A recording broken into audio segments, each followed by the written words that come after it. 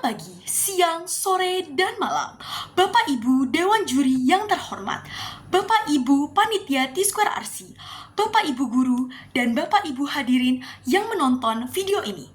Perkenalkan, saya Libe Bachua Peterlian dari SMA Tarakanita Citra Raya yang akan mempresentasikan proposal penelitian saya yang berjudul Pengaruh Keterbatasan Akses Distribusi Gabah terhadap Regenerasi Petani Muda di Provinsi Lampung.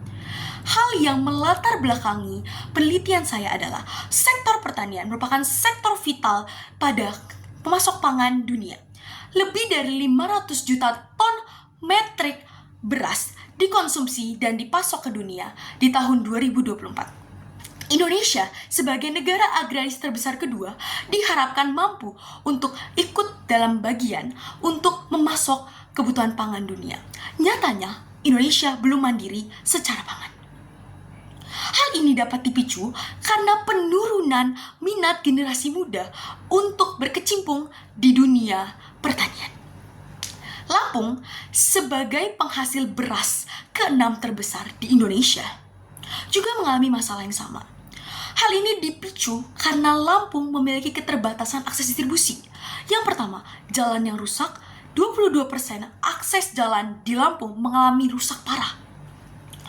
Yang kedua, infrastruktur yang tidak memadai. Dan yang ketiga, distributor yang tidak mencukupi.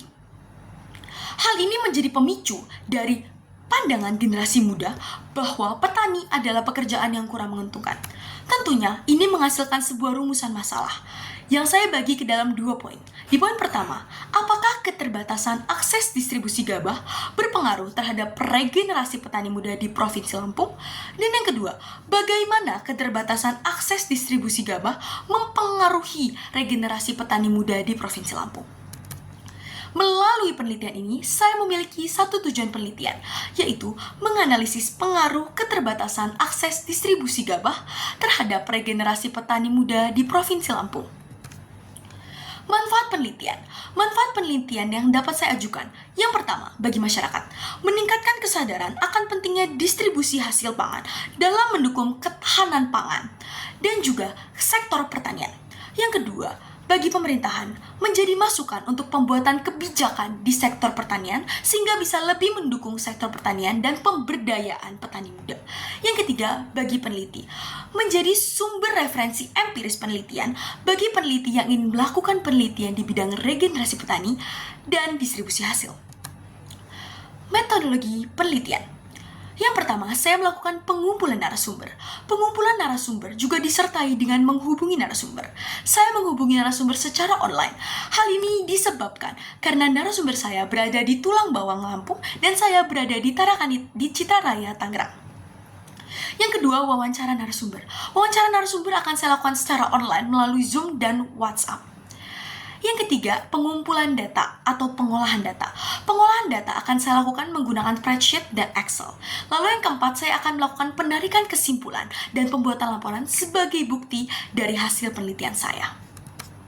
Melalui itu, kesimpulan yang dapat saya berikan, keterbatasan akses distribusi gabah memberikan peluang sekaligus tantangan yang mempengaruhi proses regenerasi petani di Lampung.